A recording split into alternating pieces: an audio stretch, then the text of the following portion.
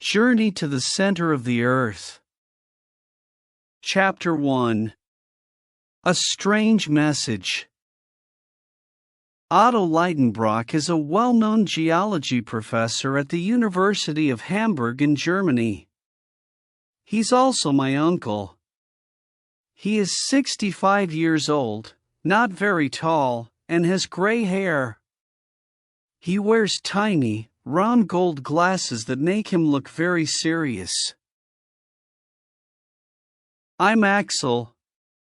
I am only 19 years old and serve as the professor's personal assistant.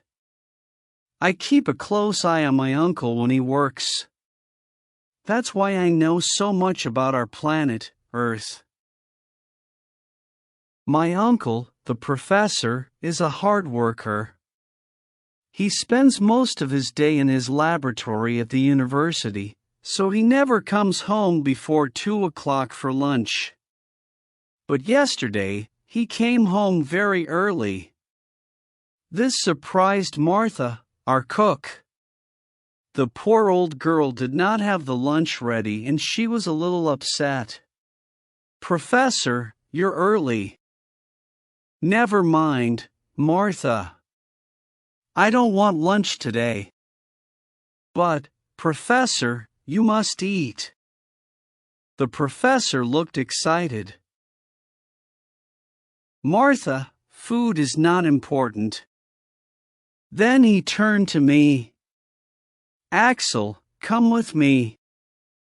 He took me into his library. It was a big room with lots of bookcases against the walls and heavy velvet curtains in front of the windows. In the middle of the room, there was a desk where my uncle spent most of his evenings. He took an old book out of his coat pocket. He looked at me. "Axel, look at this. Look at this." I took it from his hand. Its cover was hard and it looked very old. "Why, what is it, Professor?" "I found it today in an old bookshop. It's 700 years old." "What's it about?"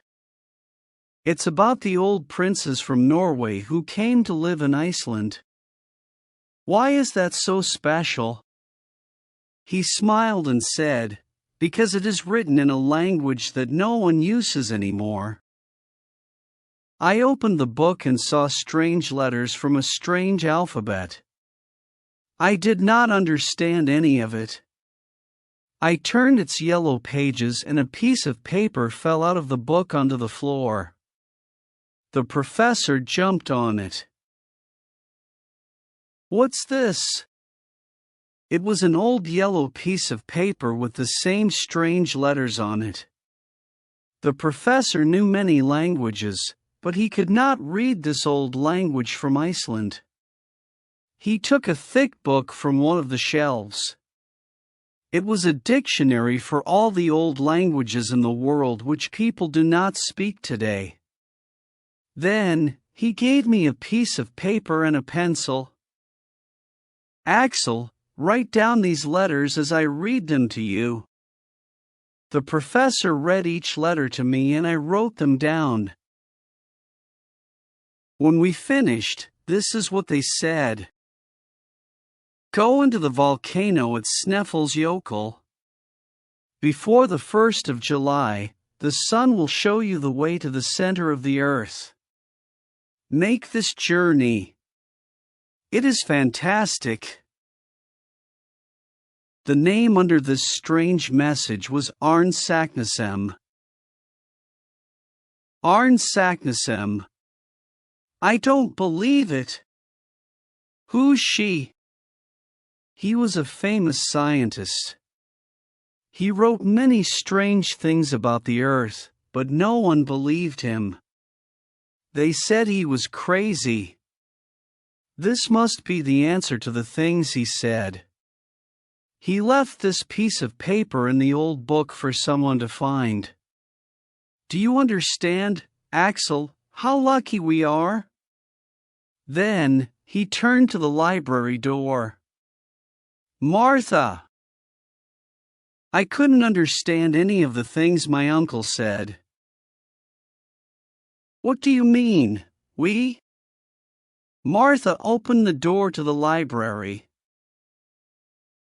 Did you want me, sir? Yes, Martha.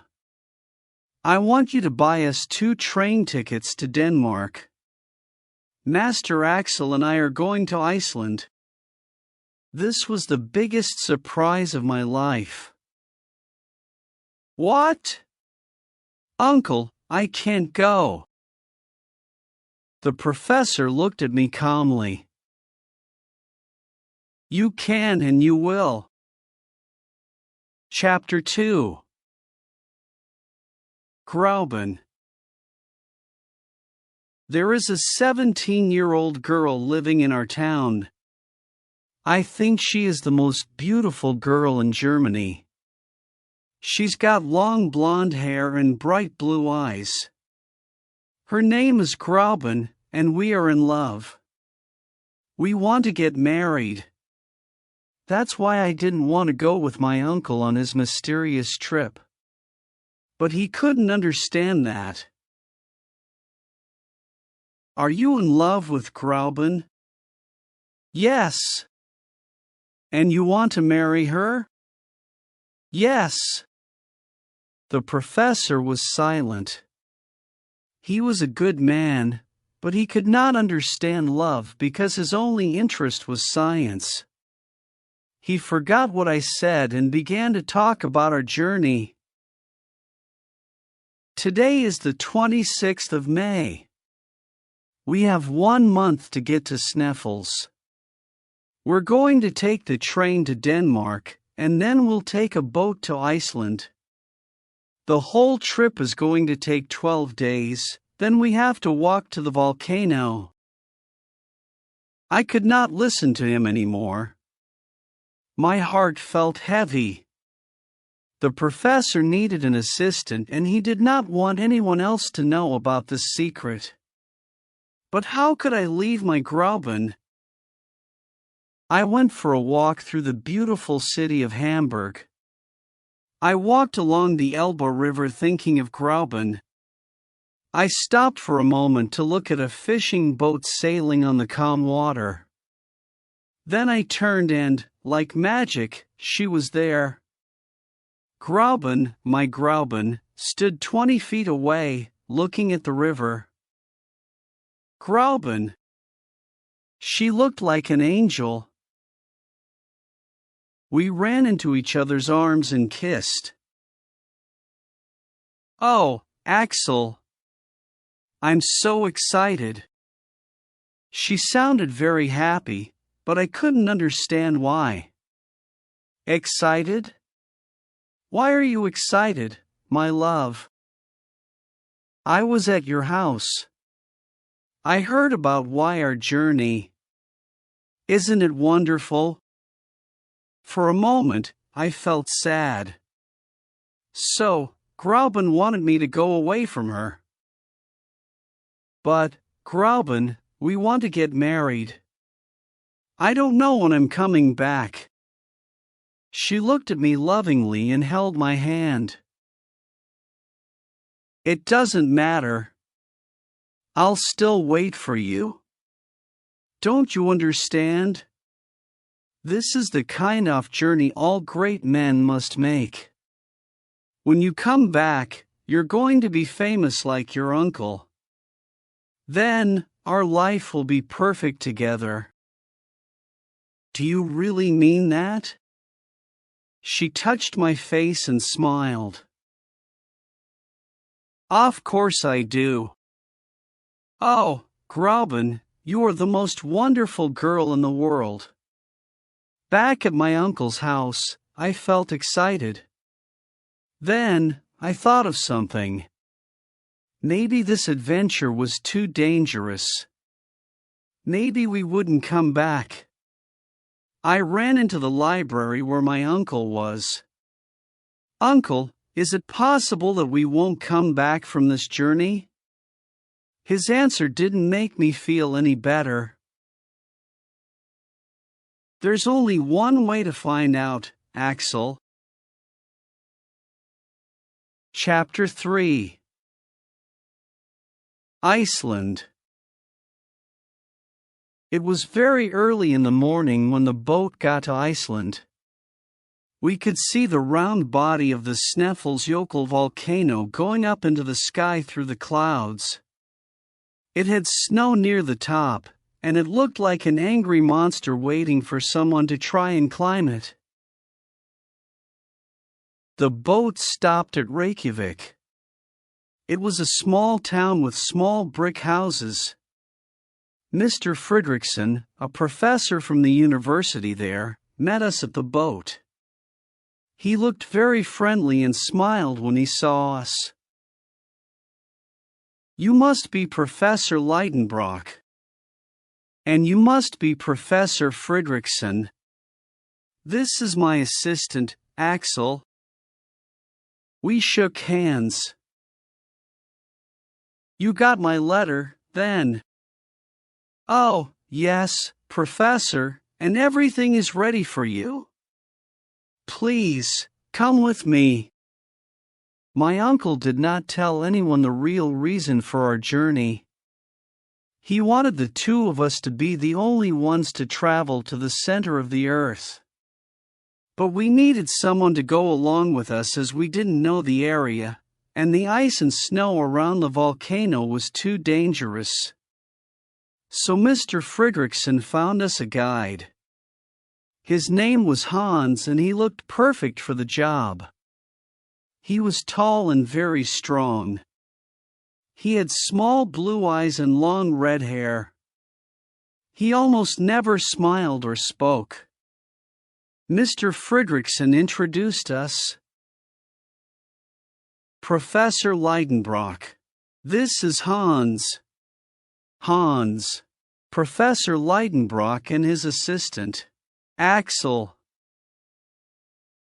Hans moved his head just a little to say hello. Hans is a very quiet man, like most Icelanders, but he is the strongest and best climber in Reykjavik. My uncle smiled at Mr. Fredriksson's words. "He's just perfect, Mr. Fredriksson." Mr. Fredriksson let us stay at his house until we were ready to leave. We needed many things for our adventure. We took 4 horses to travel to the mountain. The professor and I each rode one, but Hans walked. The other 2 horses carried our bags.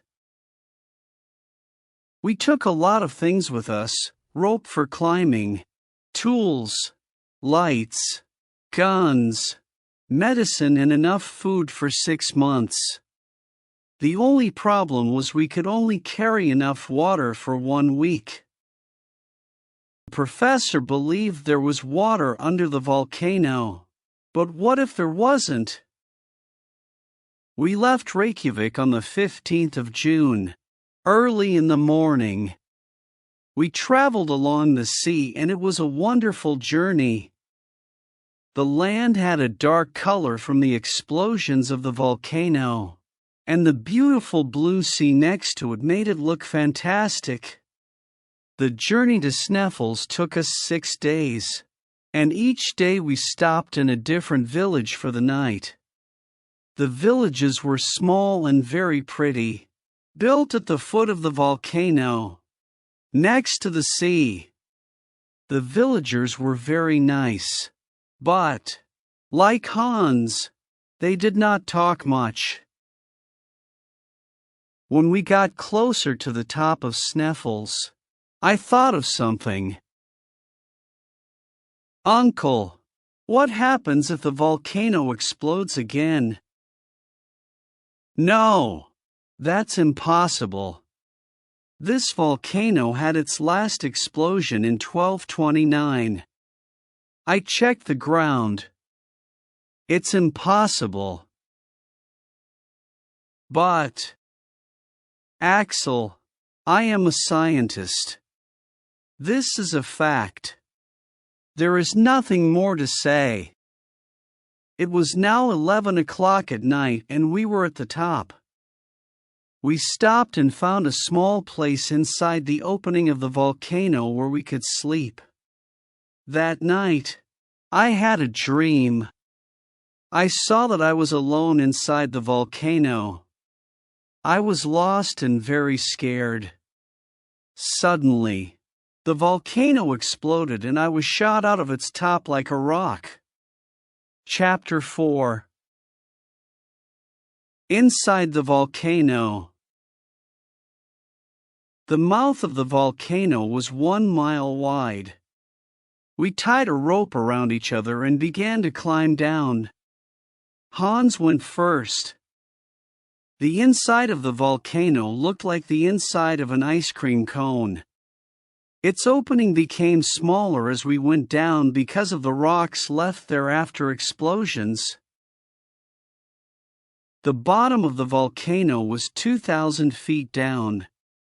When we got there, I looked up and saw the opening at the top. It was a perfect circle of clear blue sky. There were 3 holes in the floor of the volcano. Each of them was about 100 feet wide. The explosion of rocks and hot lava once came through these holes and then out through the top. Now, they looked like dark caves. I looked at the holes and then turned to my uncle. Which one do we take? I don't know. Saknussemm said the sun touches one of them at the end of June. Today is June 25th. It is too late to see the sun today. We must wait until tomorrow. What if it's cloudy tomorrow? Then, we will wait again. But we only have 5 more days. In July, the sun is too low. It cannot reach the bottom of the volcano. Then, we can go home?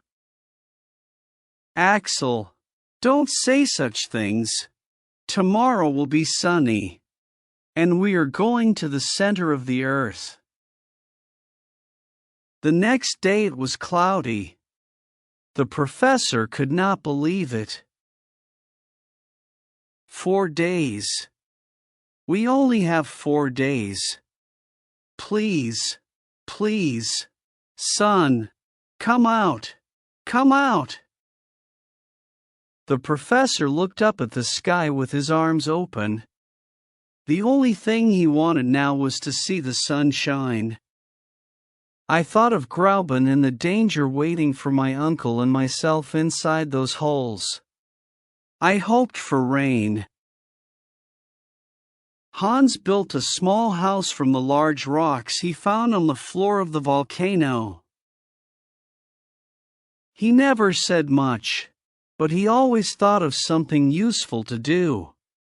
I checked the rock of the volcano walls to see how old they were. Drops of water from the ice and the snow outside ran down the wall, and the sound they made inside was like music. Suddenly, the professor called out my name. Axel! Axel! Come here! I ran to him curious to see what was there. What is it? Look at this! There were 2 words on the wall of the volcano in the old Icelandic language. What does it say? Arn Saknussemm. He was here. We're in the right place. The next day, the sun came out, and at 1:13 in the afternoon, it touched the hole in the center of the floor. That's it. That's the hole to the center of the earth. Let's go! Hans brought our bags, But there was one problem. We could not carry all of them and climb down the hole at the same time. What must we do now? The professor took off his glasses and cleaned them while he tried to think of a solution. Well, we'll throw everything we don't need down the hole and we'll find it when we get to the bottom. Hans threw the bags down the hole in front of us. We listened, but we never heard them hit the bottom. Chapter 5. Lost in the tunnels. We put our rope through holes in the rocks on the sides of the walls, then climbed down. Hans went first, then my uncle, then me. Every 200 feet, we found a flat rock to stop on. We pulled the rope down from above us, tied it to a new rock, then started again. We did this for almost 10 hours. We traveled 2,000 feet down. Finally, Hans said something. Stop! It was only one word, but it was nice to finally hear his voice. What happened? We're at the bottom. The professor and I looked at him. Of what? I don't know. There was a turn in the hole. There was an open area like a cave at the bottom of the hole, which continued to the right. Our bags were there. After 10 hours of climbing down, we were very tired. We decided to spend the night there. In the morning, we continued our journey down. The hole now opened and looked more like a tunnel. We did not need to climb because we could walk down this tunnel. We used our torches, so we could see the rock on the walls clearly. It looked like glass of different colors. Some of it was red, some was brown, and some was yellow. My uncle saw me looking at it. That's from the lava. It's beautiful. So, you're starting to enjoy our journey. There's more to see. Come along. We walked for 2 more days and we found other tunnels. There were tunnels everywhere, but we did not know which was the right one. Unluckily, our water finished. Now, what are we going to do? We're going to find a spring. There are many, but we have to go down further. I could not move. I was very tired and thirsty and thinking of Gradual. Uncle, I can't go on. Axel, please. We are going to find water. Water? It was Hans' voice. What did you say? Water. There was a loud sound behind the wall next to us. It sounded like the water of a river. Hans took a pickaxe and made a hole in the wall. Water came out onto the floor around us. I told you, Axel. Water. Ow.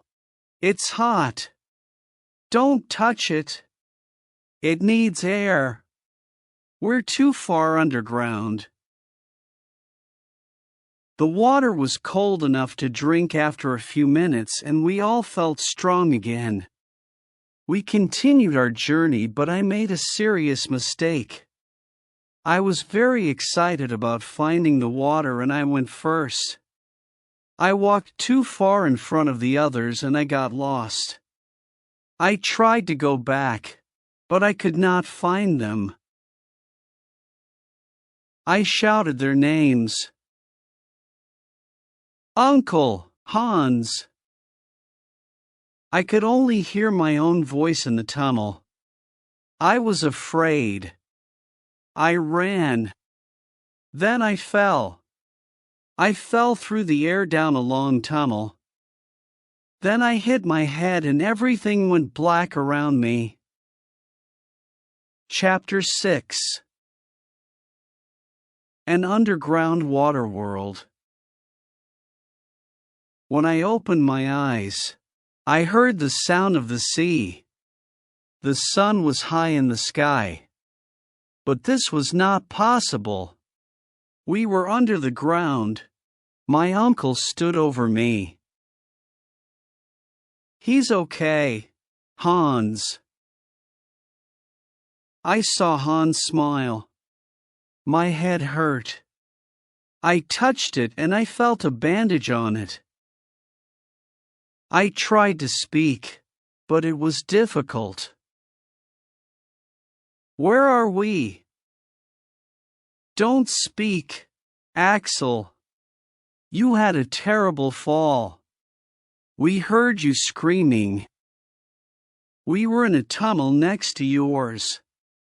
Luckily, the two channels came out here, on this beach. My uncle sat down next to me and spoke with more excitement in his voice. Axel, we found an underground sea. There are trees here and the bones of animals that lived thousands of years ago. When you get better, we are sailing across the sea. Oh, Axel, you can't imagine how happy I am. I could not move much for 2 days. I heard Hans building a boat for us to sail in, but I could not understand how there was light. The professor explained this to me. It is a mystery, like so many things, but it is something like electricity coming from the heat of these rocks.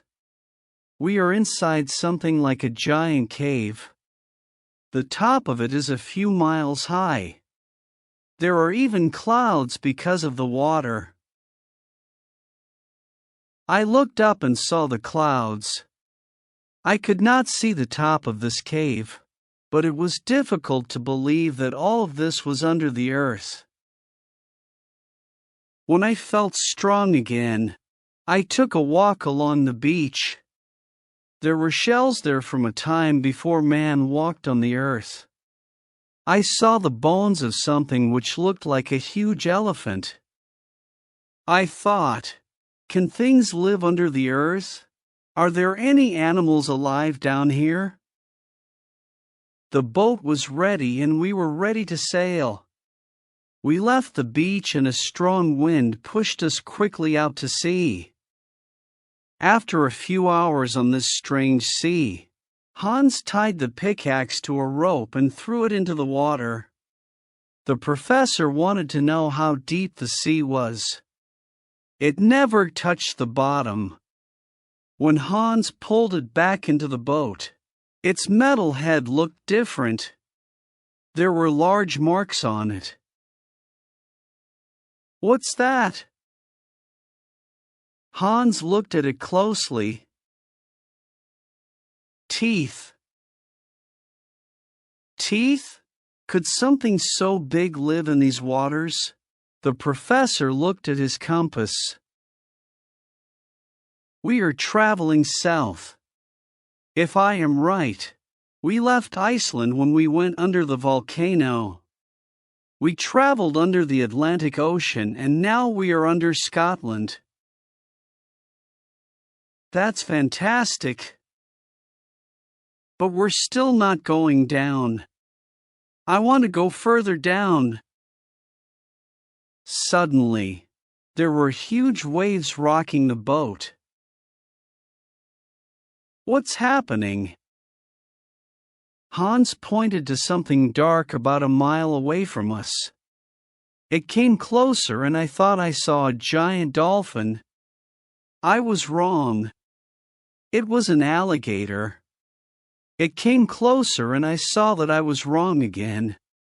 It was something with the body of a dolphin and the head of an alligator. It was over 100 feet long. Then, I saw a huge snake with a shell on its back like a turtle's. We took the guns in our hands, but the animals did not care about us. They fought each other. It was a horrible fight. We heard the snake hissing and the dolphin screaming. They both dove under the water. Everything was quiet. Then, the snake's head came out of the water. It hissed one more time before it died in the water. But where was the monster dolphin? Chapter 7. A terrible storm. Now, our journey felt even more dangerous. The professor was frightened, but nothing could stop him from going to the center of the earth. Hans continued to sail the boat, but we did not see land. We traveled for hours, but we did not hear or see anything. Then, there was a sound like fast-running water.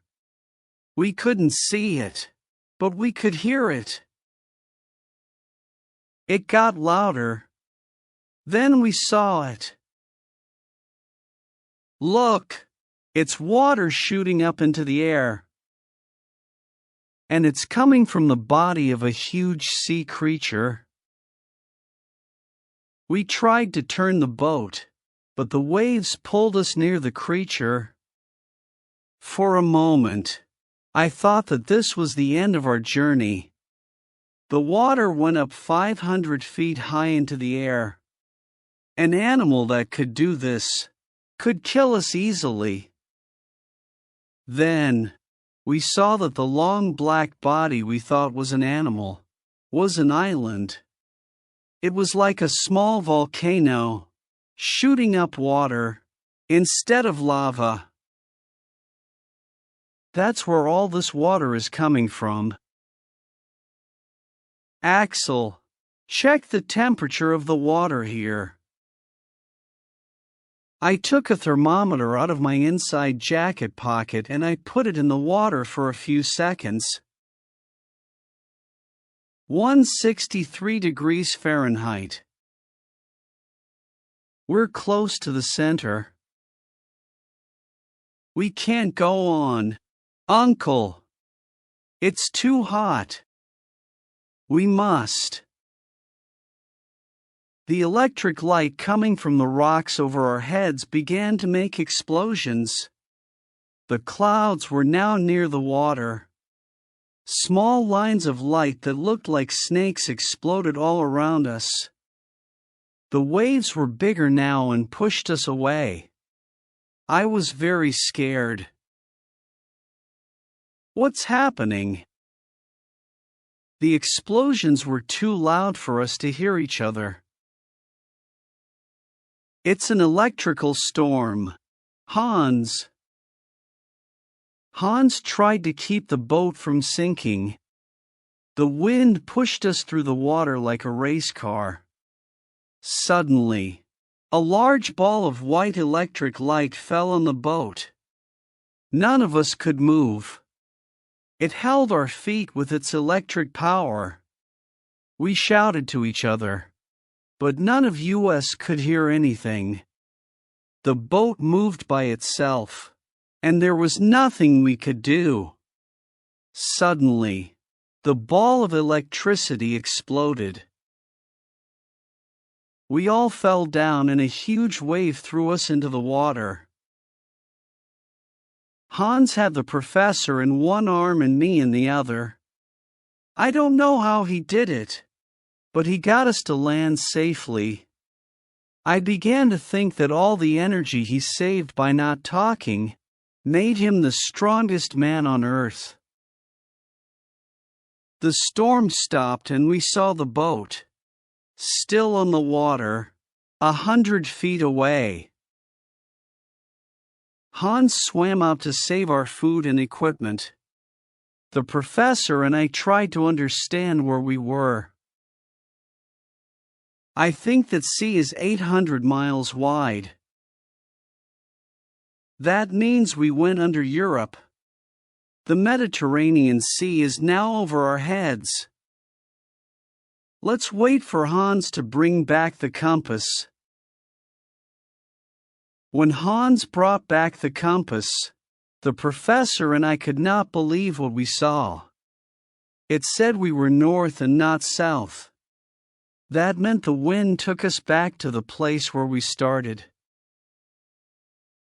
Chapter 8. A Lost World. We were on the north side of the sea again, but not on the same beach as before. For this reason, we began to look around to see what we could find. The professor didn't want us to stay there for long. He wanted to sail on the sea again. Professor, it's too dangerous. You saw what happened. I don't care, Axel. I did not come all this way to turn back now. We've got to see what's on the other side of that sea. This beach was longer than the other one. Its rocks had more holes in them, and I thought this was because of earthquakes. There were many more bones and old shells on this beach. Look at all this, Axel. We can read the whole history of the world from these bones. There were skeletons of animals that are not living today. It was very exciting to see them out in the open and not in a museum. Axel, look! A human head. There, with all the other bones, was the head of a man. How did it get here? Did it fall down one of those holes like we did? Was that going to happen to us? The professor was excited. If other scientists could see me now, this could be the oldest skeleton ever found. We walked further down and the beach changed. Now, there were large trees and small plants around us. The further we went, the more life we found. Suddenly, I saw something move behind the trees. My uncle and I hid. It was a family of mammoths from thousands of years ago. Axel, can you believe it? There is another world under our Earth. But are there also people here? Yes. Look!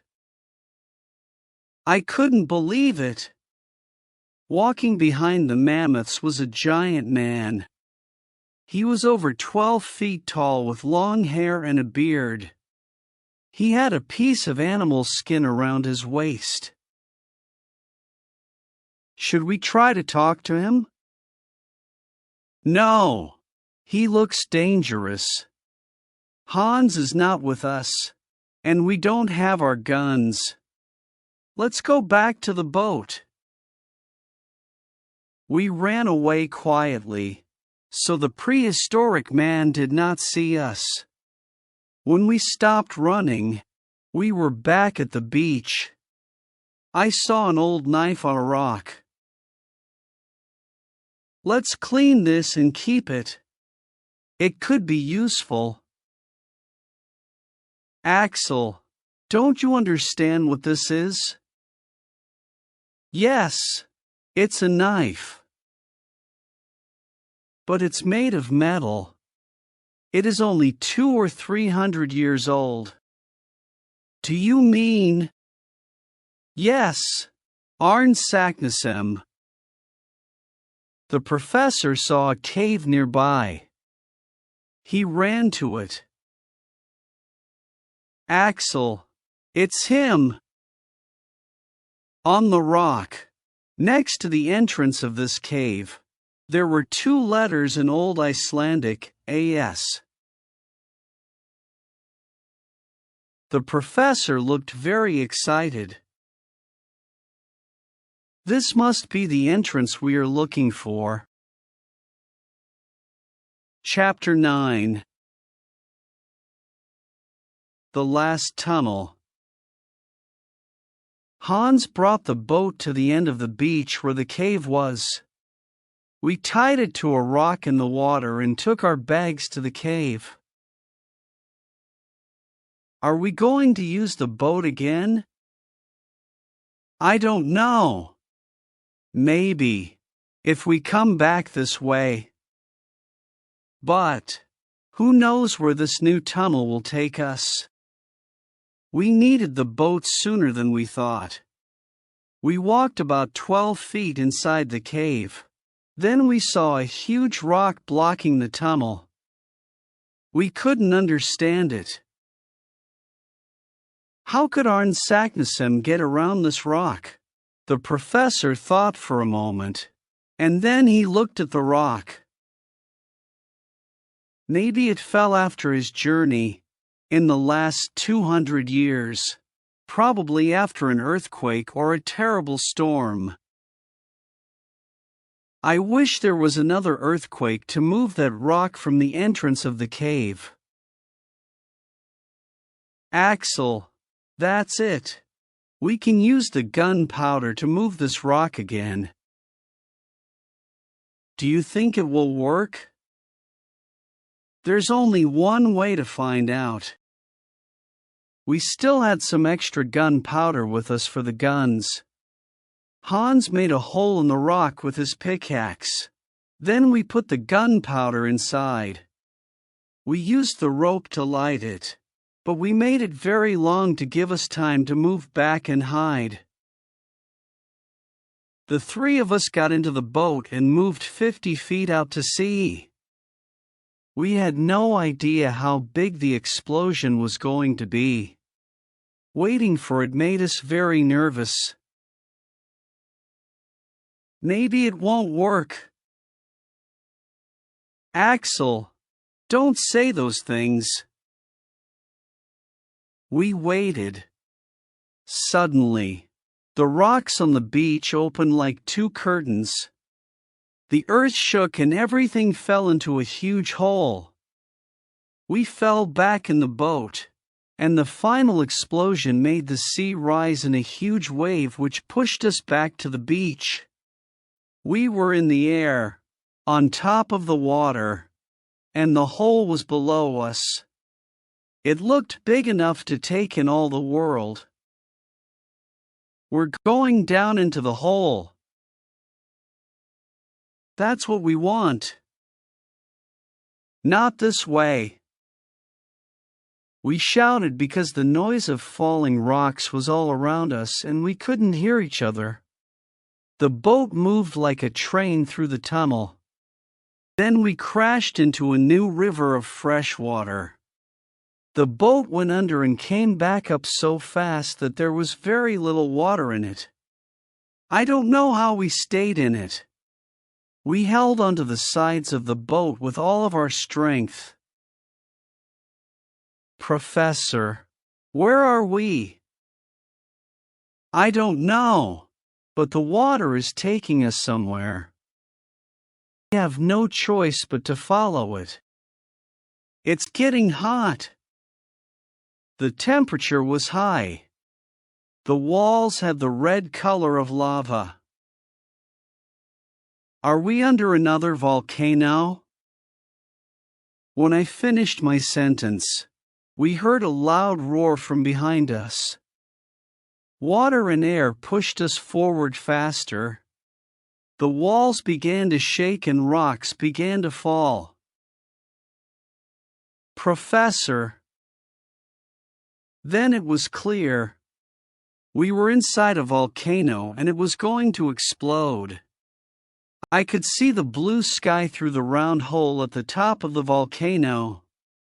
There was one more terrible roar and we were flying up into the air. Chapter 10.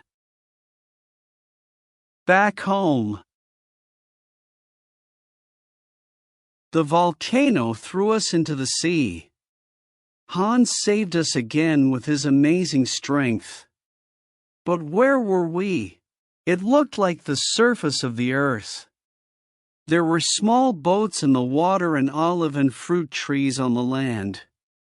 Behind us was the huge volcano. We saw a little boy. We tried to go near him, but he was afraid of us. After all our underground adventures, we looked horrible. The professor spoke to him in German, French and English, but he did not understand. Finally, the boy spoke in Italian. What did he say? He said we're in Stromboli, Italy. You mean we went in one volcano in Iceland and came out of another in Italy? Yes, and that one there is Mount Etna. And that was how our journey ended. The professor was not happy that he didn't get to the center of the earth, but when we got back to Germany, he felt better. Martha told everyone in Hamburg about our journey, and when we arrived, there was a big celebration for us. Everyone in Hamburg was at the train station when we arrived, but the only person I looked for was my Grauben. And I saw her, like a white light, moving past the others, until I could hold her. Oh, Axel, I'm so glad you're back. I thought of you every day and sometimes I was afraid. But somehow I knew you were all right. Well, I never felt that I was safe, but I did want to come back to you, every minute of every day. There was a stage set up in the station, and the journalists who were there asked the professor to talk about our journey.